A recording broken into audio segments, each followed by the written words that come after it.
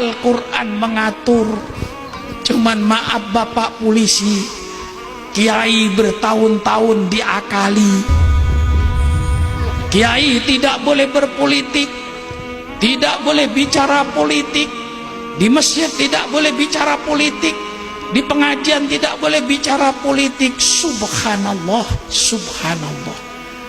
Karena kita sudah tidak mau bicara politik, apa yang terjadi sekarang ini?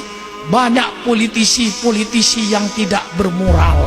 Maka saya minta mulai hari ini, malam ini, semua kiai dan semua ulama, mari kita bicara soal politik. Politik Al-Quran, politik sunnah Rasulullah, politik yang santun, politik yang sopan, politik yang bermoral. Jangan politik seperti sekarang ini, politik hoak, politik kebohongan.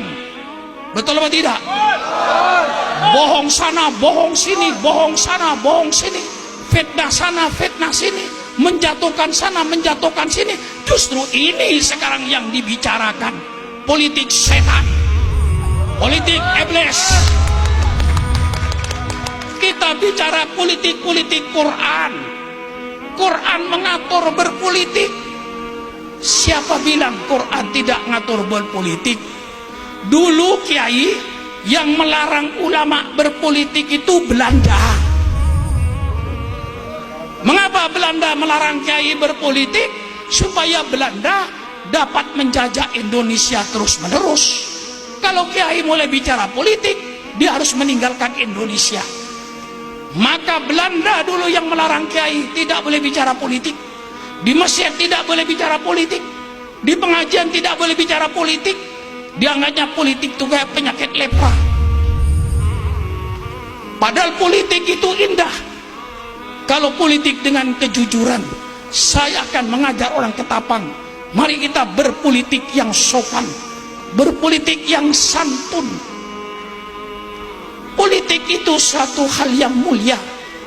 Jadi kalau sekarang ada orang yang melarang kiai bicara politik di masjid, itu berarti sisa-sisa Sukran Makmun sebagai warga negara Republik Indonesia yang cinta sama Pancasila, cinta sama Undang-Undang Dasar 45, cinta sama Bhinneka Tunggal Ika. Sukran Makmun sebagai warga negara Republik Indonesia, saya ingin menyumbangkan pikiran terbaik saya kepada bangsa saya dan negara saya. Saya sebagai warga negara Republik Indonesia, Bapak polisi, Bapak tentara, saya ingin menyumbangkan pikiran terbaik saya untuk bangsa saya, untuk negara saya, supaya tidak terjadi pemerintahan dengan segala kedoliman.